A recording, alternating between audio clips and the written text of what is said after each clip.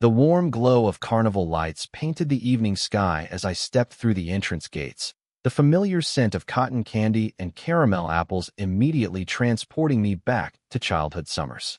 But tonight was different. Tonight, I wasn't here with family or a group of casual friends. I was here with Ethan. We'd known each other for just over 3 months, having met through a mutual friend at a local coffee shop.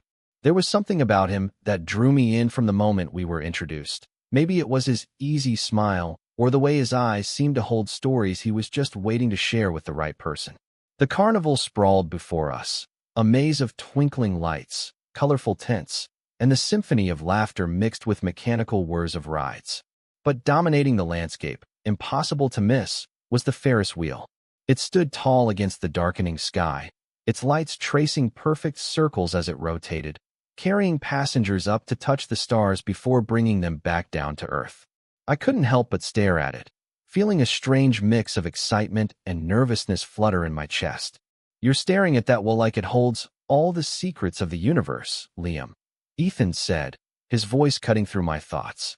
He had this way of bringing me back to the present whenever my mind wandered too far. "Sorry," I mumbled, feeling heat rise to my cheeks. "I was just thinking about how long it's been since I've been on one." Ethan laughed, the sound warm and inviting.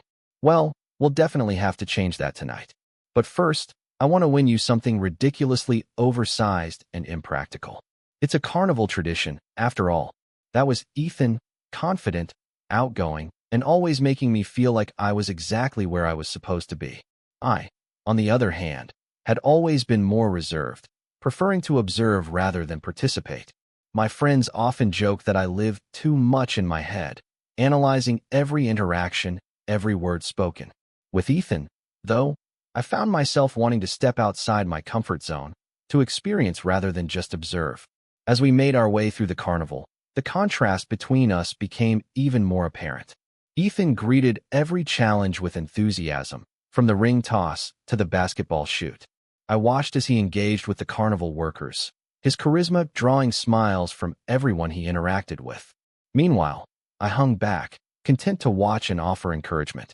"You know, you're allowed to have fun too," Ethan said, nudging me with his elbow as he handed over tickets for yet another game. "The games don't bite." "I am having fun," I protested, though even I could hear the defensiveness in my voice. "Watching isn't the same as doing, Liam," he said, his voice softer now, more serious. "Sometimes you have to take a chance to really experience life." His words hit closer to home than I wanted to admit. How many times had I held back, afraid of making a fool of myself, or, worse, of being rejected? It was a pattern that had followed me through life, from school to relationships. The memory of my last relationship flashed through my mind. 2 years with someone who eventually told me I was too safe, too predictable. The words had stung, not because they were cruel, but because deep down, I knew they were true.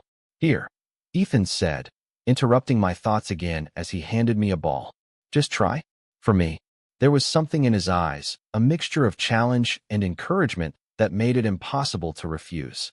I took the ball, feeling its weight in my hands, and aimed for the stack of bottles. To my surprise, they tumbled down with a satisfying crash. "See," Ethan's face lit up with a grin that made my heart skip a beat. "Hidden talents." The carnival worker handed me a small stuffed penguin, which I immediately passed to Ethan. "For you," I said, feeling a surge of confidence. "A token of my hidden talents." He took it with a laugh, but there was something in his expression, a softness, a moment of genuine surprise, that made me wonder if I'd managed to catch him off guard for once. As the evening progressed, we sampled our way through the carnival's offerings: corn dogs that were more grease than meat, cotton candy that dissolved on our tongues, and lemonade that was the perfect balance of sweet and tart. With each shared experience, I felt the walls I'd built around myself begin to crumble, just a little. We tried more games, rode the carousel like we were kids again, and laughed until our sides hurt at the distorted reflections in the funhouse mirrors. Throughout it all, there was an undercurrent of something more, a tension that manifested in lingering glances and the brush of hands that seemed too deliberate to be accidental. "You know," Ethan said as we wandered past a fortune teller's tent, the scent of incense wafting out into the night air, "I've been wanting to hang out with you like this for a while." "Like what?" I asked, though I knew exactly what he meant. Just us, he replied, his eyes meeting mine with an intensity that made my breath catch. No group of friends, no distractions, just getting to know each other. I wanted to tell him that I'd wanted the same thing, that every group outing had felt like a missed opportunity to really connect with him. But the words stuck in my throat, held back by years of caution. Instead, I nodded and said, "I'm glad we finally did." Ethan smiled, and for a moment, I thought he might say more, might push past the careful boundary we'd established. But then his attention was caught by something over my shoulder, and his expression shifted to one of excitement. "The line for the Ferris wheel is shorter now," he said, grabbing my hand without hesitation. "Come on, we can't miss our chance."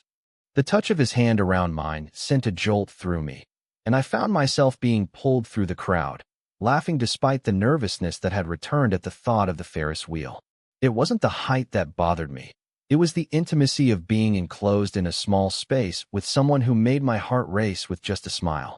As we joined the line, I couldn't help but notice how perfectly our hands fit together, how natural it felt to stand close enough that our shoulders touched. The line moved slowly, giving us time to watch as couples and families boarded the ride, their excited faces illuminated by the colorful lights. "Have you ever kissed someone on a Ferris wheel?" Ethan asked suddenly, his voice casual but his eyes watchful. The question caught me off guard, and I felt heat rise to my face. "No," I admitted. "I've never been on a Ferris wheel with someone I'd want to kiss." The moment the words left my mouth, I realized their implication. I just indirectly told Ethan that he was someone I'd want to kiss.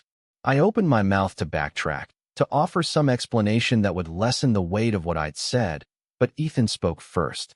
"Well, there's a first time for everything," he said, his voice lower now, intimate despite the noise of the carnival around us. Before I could respond, we were at the front of the line. The attendant ushered us into a gondola, closing the safety bar across our laps. And then we were moving, rising above the carnival grounds, the sounds of the crowd growing fainter as we ascended. The view was breathtaking, the carnival a sea of lights below us, the town beyond it a constellation of street lamps and house windows. But I found it hard to focus on the scenery when Ethan was sitting so close, our thighs pressed together in the small space. "It's beautiful, isn't it?" Ethan said, his eyes on the horizon where the last traces of sunset were fading. "Yeah," I agreed, though I was looking at him rather than the view. The lights of the Ferris wheel cast a soft glow on his face, highlighting the curve of his jaw, the slight upturn of his lips. As we continued to rise, Ethan shared stories from his childhood, summers spent at carnivals similar to this one, a fear of clowns that had developed after a particularly traumatic birthday party, his first kiss on a roller coaster that had ended abruptly when the ride took a sharp turn. I found myself opening up too, sharing memories I hadn't thought about in years. There was something about being suspended above the world that made it easier to be vulnerable, as if the height provided a buffer between us and reality. Or maybe it was just Ethan, with his attentive gaze and genuine interest in everything I had to say.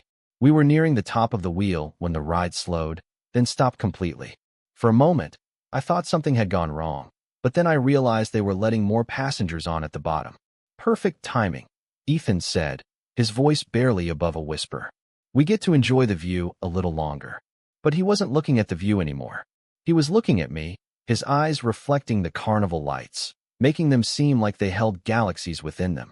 "Liam," he said, my name sounding different somehow when he said it like that, soft and full of meaning. "There's something I've been wanting to tell you." My heart hammered against my ribs, a mix of hope and fear making it hard to breathe. "What is it?" I managed to ask, my voice steadier than I felt. Ethan opened his mouth to speak, then closed it again. A look of frustration crossed his face, as if the words he wanted to say were eluding him. And then, instead of speaking, he shifted closer, his hand finding mine on the safety bar. Time seemed to slow as he leaned in, his gaze dropping to my lips. I could feel the warmth of his breath, could smell the faint scent of cotton candy that still lingered. My eyes closed instinctively, anticipating the press of his lips against mine. But the kiss didn't come. Instead, I felt Ethan's forehead rest against mine, felt the gentle exhale of his breath against my skin. And then, as the Ferris wheel began to move again, he shifted, his lips brushing against my cheek before he moved to my ear. He stopped talking and started breathing against my neck, each exhale sending shivers down my spine. It was more intimate than a kiss somehow, this shared moment of restraint and desire. I could feel the rapid beat of his heart matching my own, could sense the tension in his body as he held himself back. "I've wanted this for so long," he finally whispered, his lips brushing against my skin with each word. "From the moment I saw you, I knew there was something special about you, Liam. Something that made me want to know everything about you, to be close to you like this." I turned my head slightly, our noses brushing, our lips just a breath apart. "Why didn't you say something sooner?" I asked, my voice barely audible over the sound of my pounding heart. "I was afraid," he admitted, vulnerability clear in his voice. "Afraid you didn't feel the same way, afraid of ruining our friendship if I was wrong." The honesty in his admission gave me courage. "I felt the same way," I confessed. "I've been holding back because I was scared too. Scared of being hurt, scared of taking a chance." Ethan pulled back slightly, just enough to look into my eyes. "And now? Are you still scared?" The Ferris wheel had completed its circuit, bringing us back to the bottom. But instead of stopping to let us off, it continued its rotation, carrying us upward once more. It felt symbolic somehow, this second chance to experience the height and the view. "Yes," I answered honestly. "But I'm more afraid of missing out on what could be if I don't take this chance." The smile that spread across Ethan's face was like sunrise, gradual and illuminating. And then, as we reached the apex of the wheel once more, he closed the distance between us. The kiss was gentle at first, a question more than a demand. But when I responded, leaning into him and bringing my hand up to cup his cheek, it deepened, becoming a conversation without words, an exchange of all the things we'd been too afraid to say. When we finally pulled apart, breathless and smiling, the Ferris wheel was making its final descent. The world below seemed different somehow, brighter and full of possibilities that hadn't been there before. "So," Ethan said, his hand still entwined with mine, "was it worth the wait?" I laughed, feeling lighter than I had in years. "Definitely. Though I think we might need to ride the Ferris wheel again, just to be sure." As we stepped off the ride, hand in hand, the carnival around us seemed to buzz with new energy. Or maybe it was just me, seeing everything through the lens of this newfound connection. We wandered through the remaining attractions, but now there was no hesitation in our interactions, no careful distance maintained. Ethan won me a ridiculously large teddy bear at the balloon dart game, which I carried proudly despite the knowing smiles from passers-by. We shared a funnel cake, feeding each other bites and laughing when powdered sugar dusted our clothes. And throughout it all, there were touches, a hand on the small of my back, fingers brushing as we walked, a quick kiss stolen in the shadow of the game tents. As the night drew to a close and the carnival began to wind down, we found ourselves back near the entrance, reluctant to leave this magical space where everything had changed. "I don't want tonight to end," I admitted, looking up at the now-still Ferris wheel, its lights still twinkling against the night sky. "It doesn't have to," Ethan replied, his arms slipping around my waist. "This is just the beginning, Liam. There are so many more adventures waiting for us." I leaned into him, drawing comfort and excitement from his warmth. I liked the sound of that. As we walked toward the exit, I couldn't help but look back one last time at the Ferris wheel. It had been just a ride when we entered the carnival, a looming structure of metal and lights. Now it was a symbol, a marker of the moment when everything changed. "You know," Ethan said, following my gaze, "they say that the Ferris wheel was originally called the Chicago wheel. It was created for the World's Columbian Exposition in 1893. The inventor, George Washington Gale Ferris Jr., wanted to create something that would rival the Eiffel Tower." I turned to him, surprised. "How do you know that?" He shrugged, a sheepish smile playing on his lips. "I might have done some research before inviting you here. I wanted to impress you with my knowledge of carnival attractions." The admission was so endearing, so perfectly Ethan, that I couldn't help but kiss him again, right there at the carnival gates. "Consider me impressed," I said when we pulled apart. As we walked to the parking lot, the cool night air a refreshing change from the warmth of the carnival, I found myself thinking about the journey that had brought us to this point. All the small moments, the conversations, the shared glances that had built a foundation for tonight's revelation. "What are you thinking about?" Ethan asked, his thumb tracing circles on the back of my hand as we walked. About how sometimes the most significant changes happen in the most unexpected places, I replied. I came to a carnival and left well, with something I didn't expect to find. Ethan stopped walking, turning to face me. And what's that? Under the soft glow of the streetlights, with the distant sounds of the carnival still audible, I found the courage to speak the truth that had been growing in my heart. The beginning of something important, I said. Something I want to explore with you. The smile that spread across Ethan's face was worth every moment of fear, every second of doubt that had preceded this night. He pulled me close, his arms wrapping around me in an embrace that felt like coming home. I can't wait to see where this journey takes us, he whispered against my hair. As we drove away from the carnival, the Ferris wheel growing smaller in the rearview mirror, I felt a sense of anticipation for what lay ahead. The carnival had been just one night, but the connection we'd found there, the courage we'd both discovered at the top of that Ferris wheel, would carry us forward into whatever came next. 1 year later, we returned to the same carnival.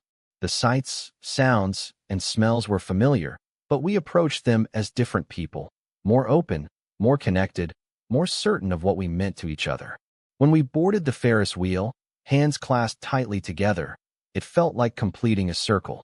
As we rose above the carnival grounds, Ethan turned to me with the same intensity in his eyes that had captured my heart a year ago. You know, he said, I had this whole speech planned that night, about how I'd been falling for you since we met, how I'd never felt this way about anyone before. But when the moment came, words failed me. I smiled, remembering the feel of his breath against my neck, the unspoken emotions that had passed between us. I think you communicated just fine without words. He laughed, the sound still as captivating as it had been that first night. Well, I've had a year to practice what I want to say now. As the Ferris wheel carried us to its highest point, Ethan took both my hands in his. Liam, this past year has been the most incredible journey of my life. You've shown me what it means to truly connect with someone, to share not just the big moments, but all the small ones in between. And I want to keep sharing those moments, keep building this life together. The Ferris wheel paused at the top, giving us a perfect view of the world below and the stars above. It felt like we were suspended between earth and sky, in a moment that belonged only to us.